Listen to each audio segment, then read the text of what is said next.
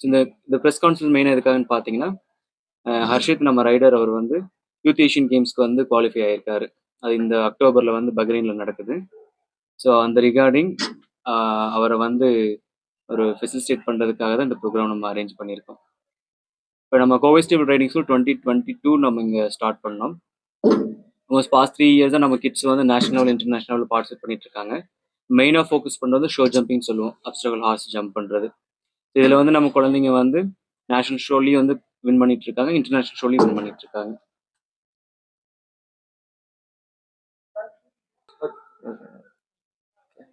Okay, நான் ஹர்ஷித். நான் வந்து கோவை ஸ்டேபிள்ஸில் இப்போ ஒரு ஆல்மோஸ்ட் எவர் சின்ஸ் ஸ்டார்ட் நான் இங்கே ரைட் பண்ணிட்டு இருக்கேன்.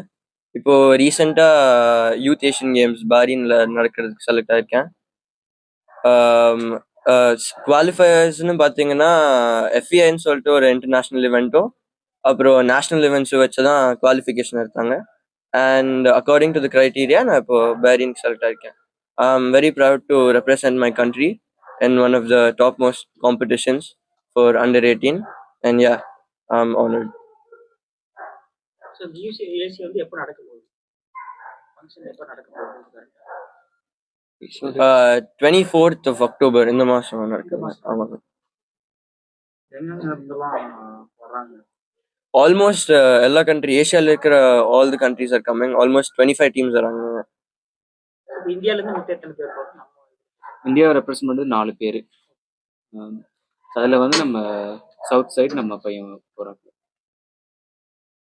இதுக்கு முன்னாடி எது ஸோ இப்போ ஆல்மோஸ்ட் ஒரு 8 இயர்ஸாக நான் ரைட் பண்ணிட்டு இருக்கேன்.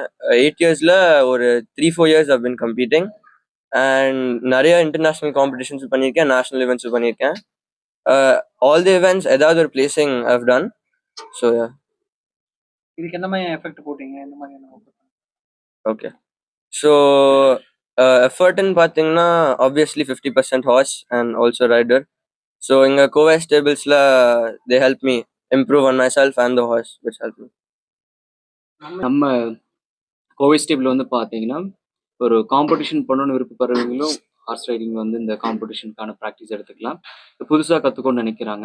அவங்க வந்து பார்த்தீங்கன்னா 5 வயசாகவும் இருக்கலாம், இல்லை 50 இயர்ஸாகவும் இருக்கலாம். அது எனி ஏஜில் இருக்கிறவங்க they can learn horse riding. Basic riding ஒரு ஸ்கில்லாக கற்றுக்கலாம்.